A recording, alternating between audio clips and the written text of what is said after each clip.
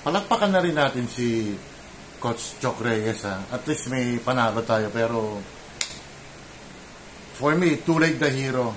Good morning, good afternoon, good evening po. Welcome sa channel ko po, Tito Nice Vlogs. I hope nasa mabuti kayong kalagayan. At dito sa Pilipinas, sa bandang Luzon, mga kababayan ko.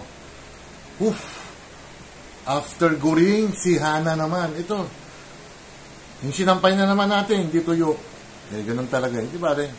Ayos lang yan. Kailangan din natin ng bagyo para marinis ang ating hangin, mga kababayan ko.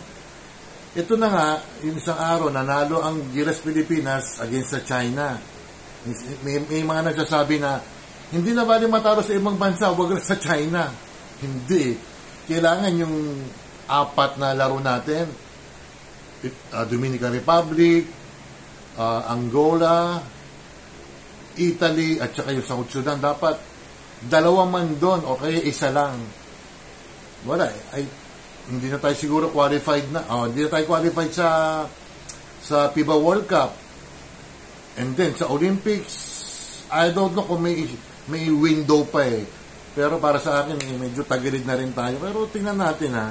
Ito, mga babayan ko,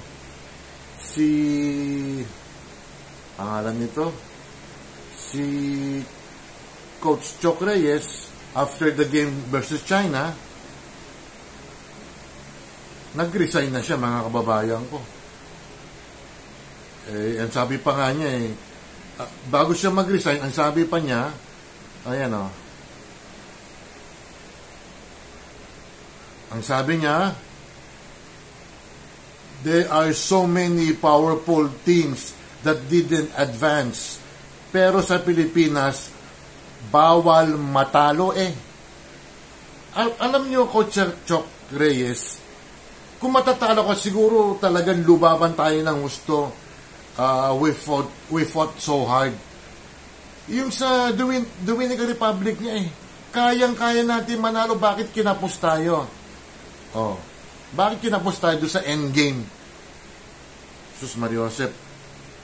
Ang sabi mo pa, after a while, it is just too heavy. Masyado nang masakit, masyadong masyado nang mahirap. Hindi, tanggapin mo siguro ang mga criticism. Ikaw yung coach, ikaw yung nagdadala. Alam mo naman sa Pilipinas ang mga Pilipino talagang basketball fanatics yan.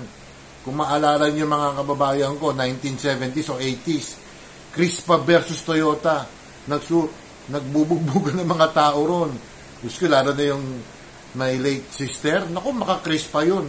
Pag natatalo Crispa nun, umiiyak yung mga kababayan ko. And then, sabi pa ni Coach Chok dito, just to very honest, bastos naman talaga yung ibang mga pinagsasabi.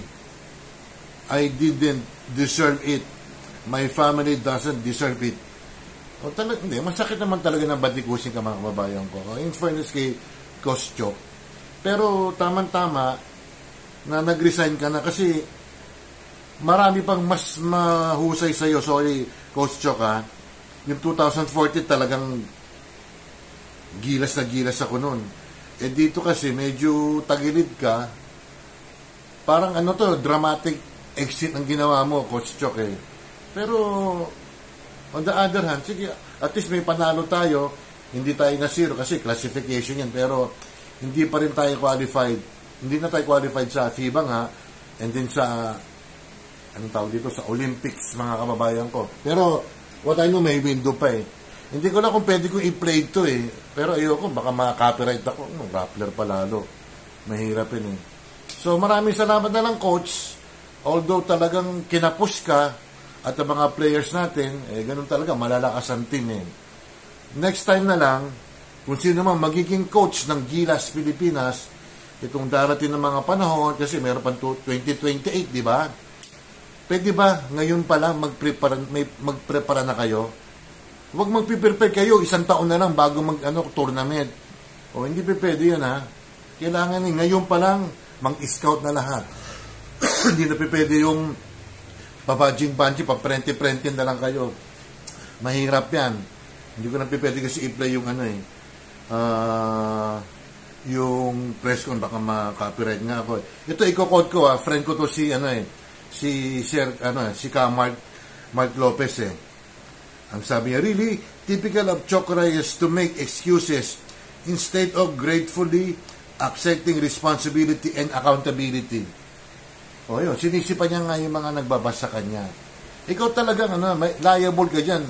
Accountability. Kasi ikaw yung nagko-coach Ikaw ang nag-i-instruct kung how to play this, ganon. Wala tayong magagawa talagang, sige, malakas ang Yung France nga, hindi nakapasok mga babayan ko Australia, hindi nakapasok talaga, breaks of the game yan. Pero, yung mga nakaraang game natin na pwede naman tayong manalo, wala. Olat tayo mga babayan ko. At any rate, maraming salamat sa players ng Gilas Pilipinas. Kay Coach Choc Reyes, salamat na rin. Salamat na rin. Kahit kinapos tayo, na pwede naman tayong manalo. Kulang lang talaga sa preparasyon, kulang sa play, kabado tayo sa endgame mga kababayan ko. At least nanalo tayo, ano ba yan? 75 ba? 96 ang Gilas, 75 ang China. At any rate, maraming salamat sa inyo and congratulations. Hindi tayo na 0. Pero importante yung 4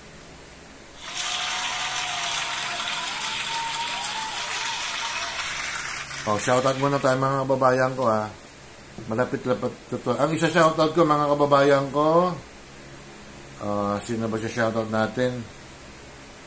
Yung malapit. Ito si malapit na ang anniversary ni si Rebs SK Jamming Vlogs, Ate Ruby Vlog, Cherry Papo's Adventures, Oxystab, Doc Juday, Shirley Mendrano, Michi Tiger TV, Michi Tiger Field TV, Shinjin 82 Vlog Official, Get Well Soon, Mamarin Official, Jane Barona Vlog, Amlena Vlog, Tessa Bala, Nanay Eva TV, Tatay Chairman Jovan, si King, Mayang Vlogs, Eldon SK Vlog, A Hot Purple, Junito Marinado, Myra T. Sanchez, Kabitek TV, Rhea May Perolino, Ludi Reyes, Edwin de Guzman, Tony Morsan, Diesel Easy Mix TV, Dawigay, Chaps de la Cruz, Arlene Vlogs, Angel Mix TV, at saka si Kathleen Lin, Jarina Saudi Arabia, Darren Ricarte ng Israel, Everin Official, Everin Orase, Jovis Official Channel, Tess Padolina, Eunice and Virgis Tandem, Peer DM, Team Sam Vlog, Tita Marie, AV Inir, SG, Maart Eng Nanay, Marites Coho, Kabater Naga, Rosebird Adventure, Ferdy Albino, Jessa Marie Guevara, Angie of San Francisco, Charles Lumawig, Darpan Namaste, Casablanca, Durance Vlog, Christy San Miguel, at saka si Nina Laresma Lorsan, ng mga kababayan ko.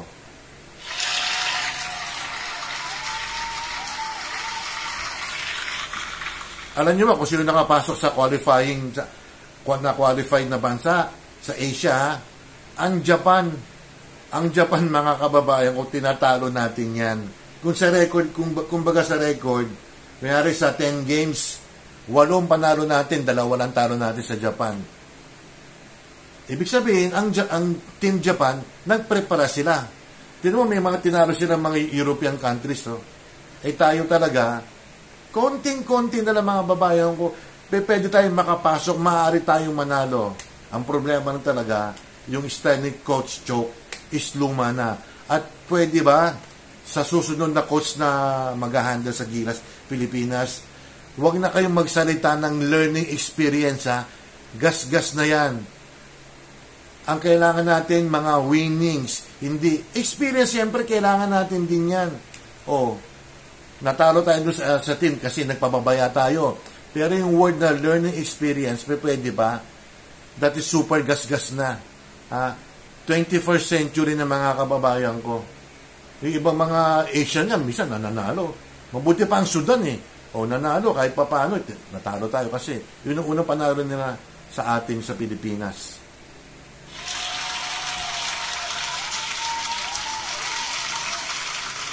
Alam niyo ba, nasasabi ko na ba kung magkano binayad kay Clarkson? Malaki-laki, $56 million, 56 million pesos. Sa ibang players, malaki rin binayad. Kay Soto, malaki rin ang binayad, mga babayan ko. Yun ang mga babayan ko, mag-iingat kayo at may malakas-lakas pa ulan. Si Hana, nandito pa. At si Ineng, ang susunod na bagyo. Ha? Ingat kayo. Nagsabi na ba ako, subscribe na lang? O, pakisubscribe na lang ha. Pakilike. Kung pwede nyo i-share na lang, yun na lang ha. Peace sa inyo lahat. Salamat. Bye.